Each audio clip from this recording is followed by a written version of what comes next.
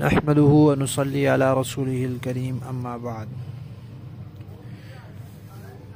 ترجمے والے قرآن پاک کا صفحہ نمبر 855، 23واں پارہ، سورہ صاد، آخری رکوع، آخری آیت نمبر 77 تا 88۔ اعوذ باللہ من الشیطان الرجیم، بسم اللہ الرحمن الرحیم۔ قال فاخرج منها فإنك رجيم وإن عليك لعنتي إلى يوم الدين۔ قال رب فانظرني إلى يوم يبعثون۔ قال فإنك من المنظرين إلى يوم الوقت المعلوم۔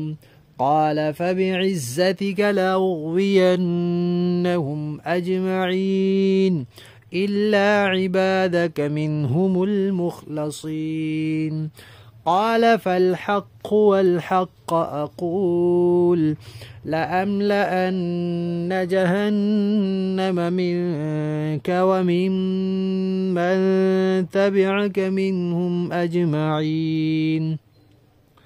قل ما أسألكم عليه من أجر وما أنا من المتكلفين، إن هو إلا ذكر للعالمين ولتعلمن نبأه بعد حين۔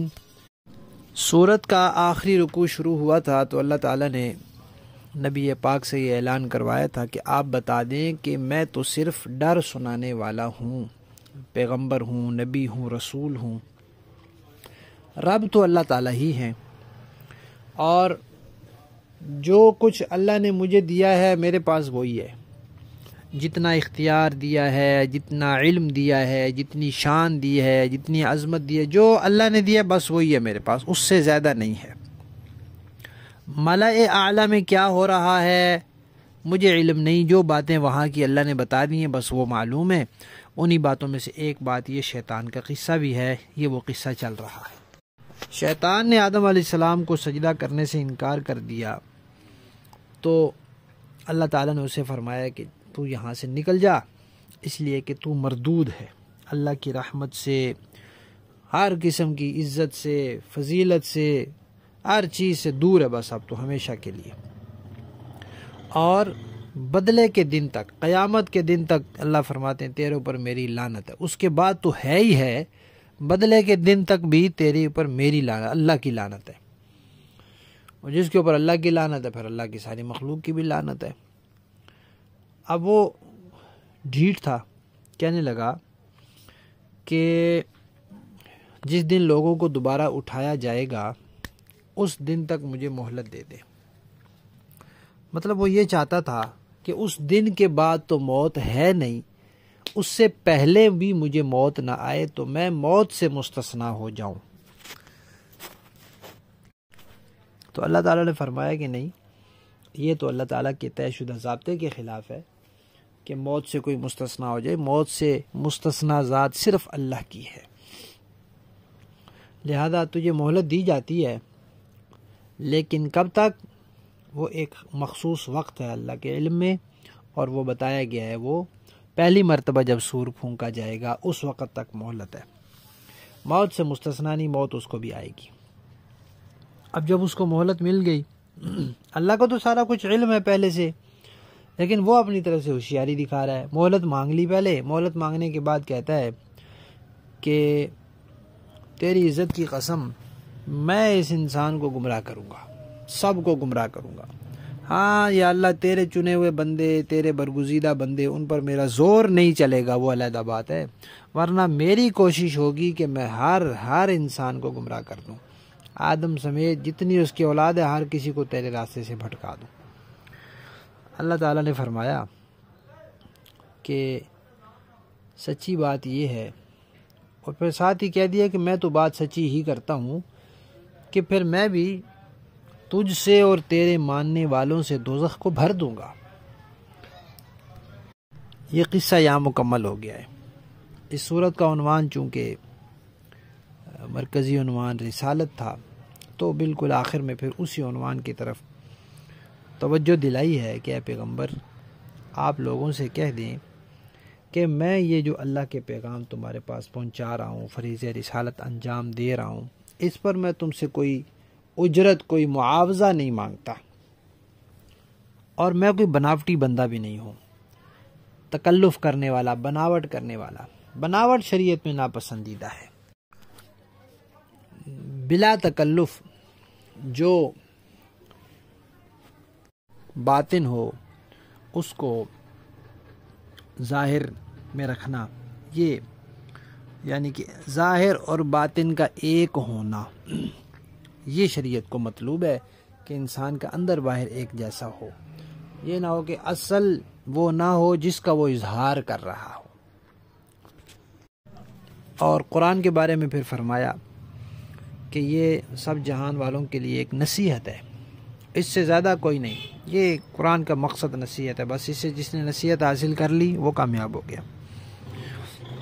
اور یہ بھی فرما دیا کہ تھوڑے دن گزریں گے تو تمہیں اس کی حقیقت بھی پتہ چل جائے گی کہ تم سے جو وعدہ کیا جاتا تھا کہ موت کے بعد ایک زندگی آئے گی، تم اپنی آنکھوں سے دیکھ لو گے۔